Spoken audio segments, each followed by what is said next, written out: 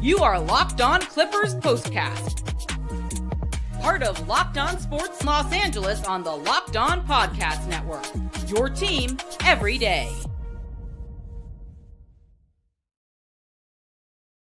Well, hello and welcome to the Locked On Clippers Postcast on the Locked On Sports LA YouTube channel, the place to hang out when every game is done. Clippers, look at that. Sometimes it is better to be lucky than good. They were not good tonight for the majority, but they pulled it out in the end. Kawhi Leonard, left hand, got a bounce and it went down. I didn't think they had it in them. The way they played tonight, so many missed open looks, but the grittiness was there and they come out with a win. It was there when it mattered most. And that's I think the big takeaway from this game is that, yeah, there was a lot of bad stuff to look at in this game, but in the end, they get it to overtime with a 7-0 run at the end of the fourth quarter and win it in overtime when Kawhi Leonard was pretty much worthless all night. He gets the game winner. That's huge. I'm Pete Fox. It's the Locked On Clippers Postcast on the Locked On Sports LA YouTube channel. I've been covering sports in LA dating back to 2007 for ESPN LA and NBC Sports Radio. Tonight's episode of the Locked On Clippers Postcast, which comes on after every Clipper game right here on the Locked On Sports LA YouTube channel. We come on and we break it down for you a few minutes after the game is over. Tonight's brought to you by FanDuel. Right now, new customers can get $200 in bonus bets when you win your first $5 bet. 111-110 the final tonight for the Clippers in overtime. Kawhi Leonard with the game winner. DeMar DeRozan, former USC Trojan, had a fantastic game for the Kings. They come away from this one probably fairly frustrated because they outplayed the Clippers tonight for the majority of, well, I don't want to say that. They outplayed the Clippers tonight in crucial spots. But not the one that mattered most, which was the overtime where the Clippers outscored the Kings by 1. And that's all they needed to win. You only got to win by 1. 111-110 the final, 14-13 in the overtime. The fourth quarter, it felt like in the last minute or so, the Clippers were just going to give it away. But they, buckled up their chin strap and got in there and battled and scored 7-0 at the end of the fourth quarter and got it to overtime. The Kings and Zach LaVine had an opportunity to win. He had the ball in his hands and he had a fantastic game, although he was terrible from beyond the arc. 1 of 7, but he had 30 points. That dude is so fun to watch. Fluid and smooth and athletic. And what was the word that I wrote down that Jim Jackson used to describe him? I thought was really perfect. Because to me, smooth and fluid do a very good job of explaining what Zach LaVine does. But he used another word, poetic, maybe. Where the hell is it? Graceful. That was the word that Jim Jackson used. And I was like, that is even better than fluid and smooth and athletic. He is graceful. He makes things happen. That dude can play. So the Kings are happy to have him, although they're probably sad to see De'Aaron Fox leave. Zach LaVine and DeMar DeRozan are quite the pair. They both played 44 minutes. DeRozan, 9 of 20, only 1-3. 1 of 7 for him as well. That's surprising. They kind of left the barn door open there. He had 31. Zach LaVine had 30. As for Kawhi Leonard, who got the game winner, he was also 1 of 7 from beyond the arc. 7 of 19 from the floor. They kind of won this game. It's weird because he got the game winner, but I feel like they won this game in spite of Kawhi Leonard missing open looks, just wide open. When Kawhi gets to that spot, we all know what happens more often than not. The comfort level is very, very good for Kawhi Leonard and Clipper fans when he gets to his spot. Not tonight. He was just off again, like last time out, off. So, one of the interesting things about this game was the fact that Brian Shaw, who was coaching because Ty Lue went home with a bad back early in the game, like before the game started. So Brian Shaw got to coach, called the play, put the ball in Kawhi's hand. They had the ball in the final seconds of the game, under 24, so like 18 or 19, I think, that final play. And Kawhi's just standing there holding it, letting time run off the clock. And I said, I don't like this play considering how Kawhi's been all night. This doesn't seem like a good play right now. Of all the people to put the ball in their hands, I could think of 3 or 4 other guys that would make me feel a little bit more confident and comfortable. Although we know Kawhi is a stud, he was not tonight, but got it done when he needed to. And that's the most important thing. So you come away from this going, whoo, that was a close one, a tight one. But yeah, the final sequence of the game was, hero ball. That was the bottom line. Jonathan says that Clippers Twitter, including Jonathan, was upset that Nico Batum didn't play in crunch time and overtime. Probably should have in over coffee. Yeah, he had another fantastic game. Was a little surprised by that myself. Played 28 minutes, just 9 points, but 3 of 3 from beyond the arc. So a perfect night from him. He was just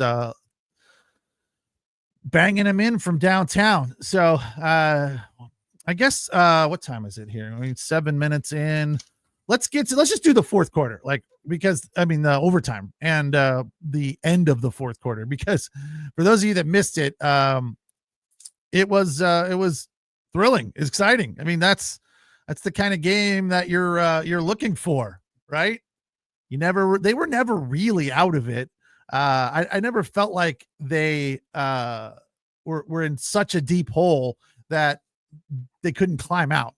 Although I was frustrated at the final minutes because they were falling apart, and I was like, well, close, but no cigar. Once again, a common theme for the Clippers, right? They get close, they play hard, but not hard enough, and that's what it felt like again tonight. But as I said at the end of the game a couple of nights ago, Friday night against the Knicks, tagline I used on that one is, are the Clippers finding some rhythm? What I took away from that game. Are they finding rhythm? I look at this one and I say, I don't think this was a well-played game, but they won. So that's the most important thing. So maybe they are finding a little rhythm. Here's what we'll be talking about later, or what you'll be talking. I'm not exactly sure what this little feature is on the show yet. I probably should ask. This is what you'll be talking about. It's fancy. It's cool. But are they trying to say what you'll be talking about, or what I'll be talking about, or what we'll be talking about? I don't know.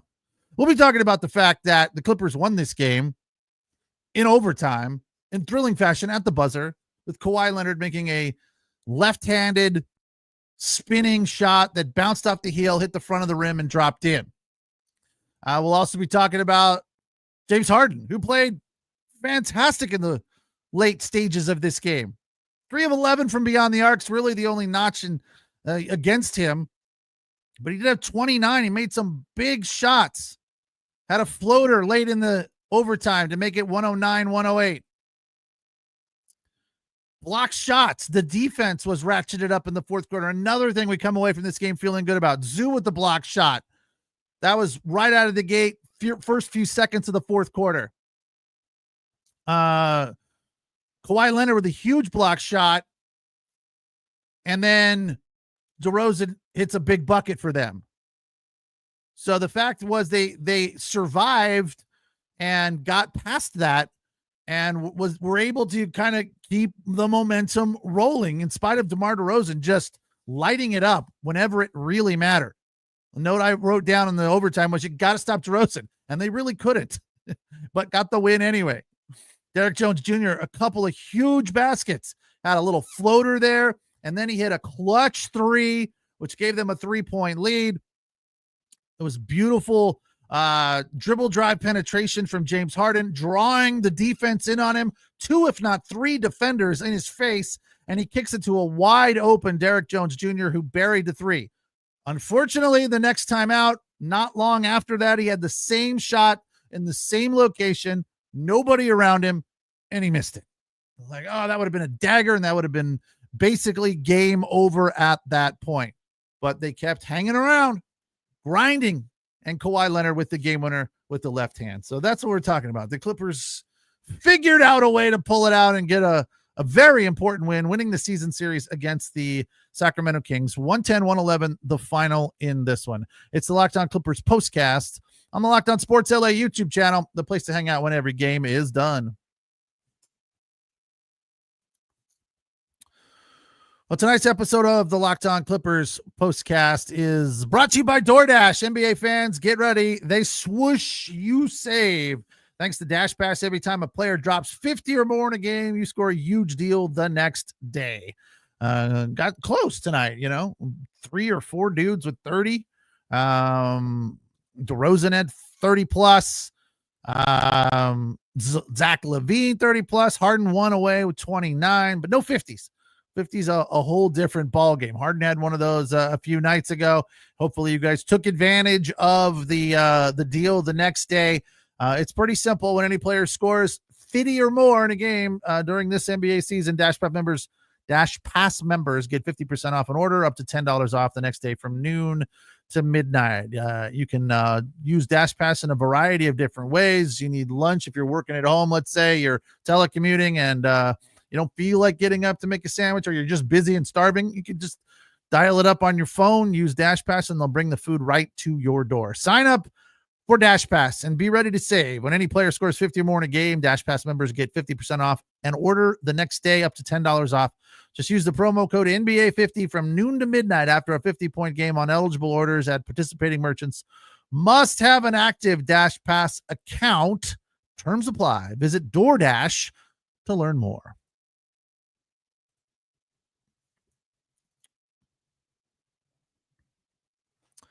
Clippers squeak one out in overtime, 111-110. That is good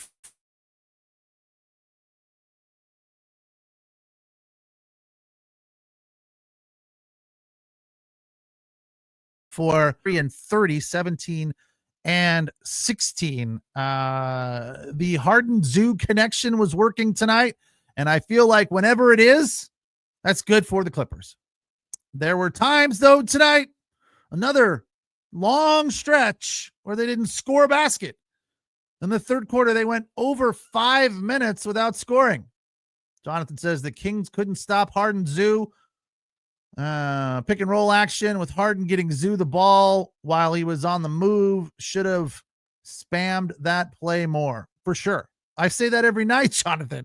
That play is practically flawless. Now, I know that if they do it too much, the defense will adjust. You'd have to think, but let's make them do that.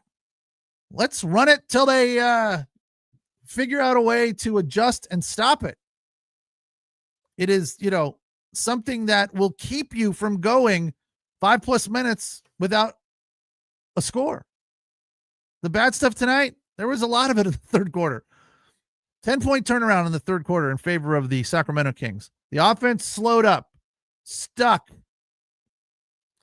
Sacramento, on the other hand, picked it up. So the Clippers made it easy on Sacramento as they were rallying to get back in the game and take over. Lazy with the ball. Bogey with a shot clock violation. Didn't know what was going on. Owned it, but so what? Like, pay attention. The pace was slow. They were settling on bad shots, just stuck in the mud. Seemingly every game there is a stretch where they go through that. I mean, I guess we just have to live with it. I feel like you should be able to overcome that, but they don't. The good news, I guess, is that they didn't have any, explosions at the end of quarters tonight, which is something that we're used to seeing from them. But these stretches where you don't score and you're just stuck, it's not good. Some of it was on Harden, I think, because when it was going well in the first half, they led 51-49 at the break. When it was going well, what was happening? Pushing the pace, getting it across half court, moving the ball, taking the good look. Boom, boom, boom. The pace was just rolling. They were aggressive to the rim not all night, but the majority of the first half. I wrote the note down 2 or 3 times. Penetrating, aggressive to the rim. Harden penetrating, which that's a good position for James Harden as far as I'm concerned. That's a good look for him. Penetrate, kick, or just penetrate, get to the rim, and that floater is solid. I don't know who's got the better floater, Zoo or Harden. That's a tough one because they're both really good. I feel like Zoo's is just a tad bit deeper. Like he can get that floater in from like the free throw line now. He's pushing and pushing and pushing it out. James Harden, he's going to shoot when he's close to the free throw line. But, inside the that 4 feet, 5 feet out of the basket, he's nails with that shot. But yeah, the look in the first half made you feel really good about the way things were going. I was like, this game's well in hand, and it's not going to be an issue. They were contesting, in spite of Zach LaVine having a good game. They were contesting all over the place, and that's another good spot for the Clippers, turning defense into offense. But I think really the thing I'm probably most frustrated about with this game is it shouldn't have been this close. That's what I come away with. So I'm stuck on who the player of the game is. This is the Locked On Player of the Game. It can't be Kawhi. It can't be. Can it? Jonathan, chime in on this if you're still there. Is it Kawhi? He had the game winner. Is he the player of the game? I mean, Nico Batum didn't miss a shot. 3 for 3. Harden, money. I mean, they don't win this game without Harden. 6 of 8 from the line. They were terrible at the line. Harden, 60% from the line. That's awful. 15 of 25. Derrick Jones, a huge game, 7 of 9. I don't know who the player of the game is. Terrible. It is terrible. I just can't. Kawhi cannot be the player. 1 of 7 from beyond the arc. You can't be the player of the game. I don't care if you got the game winner. I'm going to give it to James Harden because I've been so hard on him, and he's just been really money lately. He's been huge for them. 3 of 11 from downtown. It's not great, but the ones he made were clutch. He made some clutch threes late in this game. Let's do the bucket list here. For number 5, Kawhi hit his first 3. It made it 10-10. That was at the 6:47 mark of the first. For number 4, what does that say? FB dunk. What is FB? I don't even know. Facebook? No, it's not. What is FB? I love it when I write down notes and I don't know what they mean. Well, it was a dunk from Kawhi Leonard with the left hand at the 4:28 mark of the second. It came with a foul, and it was 42-40 Sacramento at that point. Nice penetration, aggressive play from Kawhi Leonard there. I'm really stumped.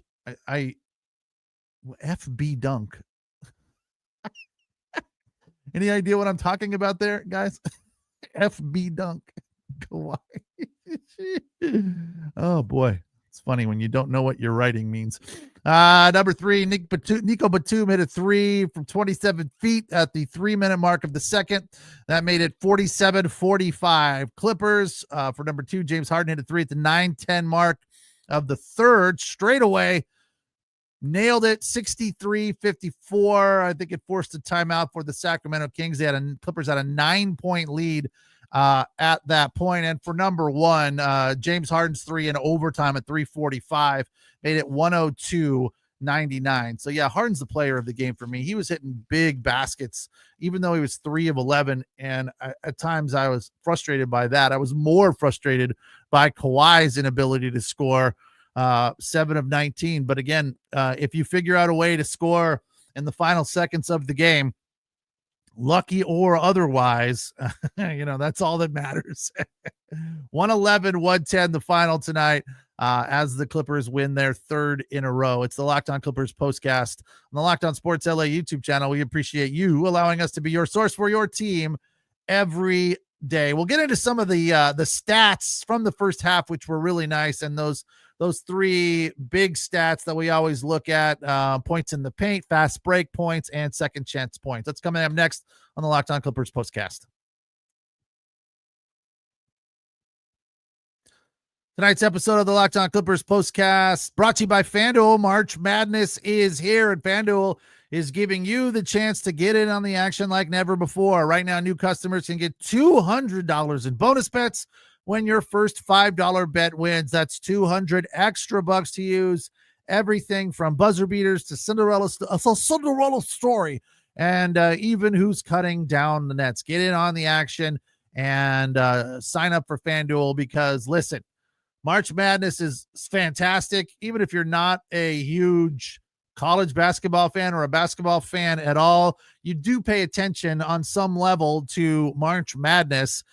Just about everybody's in a pool, even if they don't like basketball. And FanDuel makes that kind of action even more exciting. So get in on it.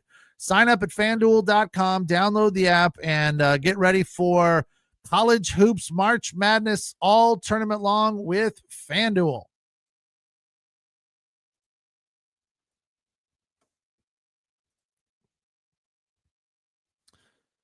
All right, Clippers 111-110 in overtime. Kawhi Leonard with the game winner at the buzzer. Things were looking good at the end of the first quarter. Clippers, first half rather, shooting 50% from the floor, 30% from downtown, while the Kings were shooting 41% and 27% from beyond the arc. I think I'm probably most excited about the way the Clippers took care of the ball today. 3 turnovers in the first half. They finished the game with 9. When's the last time we saw a single-digit turnover number? That is fantastic. I mean, when they don't turn the ball over, it's they usually comfortably win. There was another stat that was thrown out, very interesting. Clippers are 27-10 when winning the rebound battles. So let's see how that stat played into tonight's win. 48 rebounds for the Kings and 38 for the Clippers. So that tells you right there. I mean, they were beaten in many aspects of this game. They should have won this game comfortably. In spite of the rebound stat being way in Sacramento's favor. If Kawhi Leonard has an average night, I guess you could say he was average. If Kawhi has a night that's more Kawhi-like, a little bit above average, 17 is average for him. 1 of 7 is terrible. 2 of 4 from the floor. He only had 2 turnovers, 4 rebounds, and 2 assists, plus minus of -3. But if he has anything close to what we normally see from Kawhi, he's been averaging right around 24 points over the last 5, 6, 7 games. This game is not close, and it probably doesn't even go to overtime. Zubac, another fantastic performance. I think 8 straight double-doubles now, 22 points and 14 boards. Getting those looks inside, easy baskets are what you need from him, and that's what he delivers. And that is a comfortable position to be in, and something you just have to respect and appreciate and welcome. I think we need to figure out a way to promote them doing it more and get the ball to Zubac more. 9 of 14. I like that number to be closer to 18, 20 looks. Let's get him the ball more. There is no reason not to, especially when you don't have Norm Powell on the floor. Derrick Jones Jr. being back in there was nice, and he played a huge role in this game. 7 of 9, 2 threes. Could have dropped the dagger on him in overtime had he hit that second 3, but he missed it. They figure out a way to win it anyway. 7 of 9 again in 28 minutes. 1 of 3 from the line. He had 17 points, 1 steal, and 3 rebounds. Bogdan played 23 minutes, 1 3. He was 3 of 5 from the floor for 9 points with 4 assists. So, I feel like Bogdan is chipping in. Would be nice to have a little bit more from him, but he's doing a fantastic job. He's not lighting it up by any stretch of the imagination, but his minutes are meaningful. Didn't win him tonight. A -3 for him, where Derrick Jones was a +8. Chris Dunn with 4 points, a +4. James Harden a -5. Zubac's a +3, and Batum with +2. As for those 3 categories, 23 lead changes in this one, back and forth. Clippers biggest lead 9, Kings biggest lead 8. As far as points in the paint, Clippers won that one decisively, 64-40. Second chance points, Sacramento takes that stat 12-9. And the fast break points, the Clippers win that one 12-10. The fast break tonight, when it was working, it was good, and that was good for the Clippers. But they, at times, as I said, through a good portion of the third quarter, kind of just got stuck in the mud. I don't know if they were tired or what was happening there, but they lost that quarter 26-21 after winning the second quarter 31-26. So the good news is at the end of the fourth quarter, they went on a 7-0 run and tied the game and played defense and didn't allow Zach LaVine to score the game winner. And then in overtime, they win it 14-13 and win the game 111-110. So even though Kawhi missed open looks in overtime and throughout the game, they got it done. I felt like the defense was solid and energetic all night long. The bottom line was the deal with DeMar DeRozan and Zach LaVine tonight was they were just too good. I don't feel like you could put that on the Clippers. You have to give credit where credit is due. Those dudes were on fire tonight. They can play. There is no doubt. The 2 Southern California college kids, Zach LaVine, of course, from UCLA, and DeMar DeRozan from USC. They're both NBA players. They can score, and they did that tonight. I was telling a buddy of mine I was watching the game with that when DeMar DeRozan left USC, I was covering USC at the time, and I was like, DeMar DeRozan's going to the NBA? Because he left early. I think he left after his freshman year or something. I was like, what? He's not ready for the NBA. I don't know if he'll ever be ready for the NBA. I was wrong about that one. He is the real deal and has been his entire career. Tonight, frustrating for those guys because they played very well, over 30 for both of them, but the Clippers win it 111-110. As for the standing, let's take a quick look at that before we wrap it up tonight. Clippers off tomorrow, and then they take off on the road. We'll face the New Orleans Pelicans in the Big Easy on Wednesday. As for the standings, with this win, Clippers are in 8th spot. They're now a game and a half ahead of the Kings and 1 full game behind Minnesota in the 7th slot.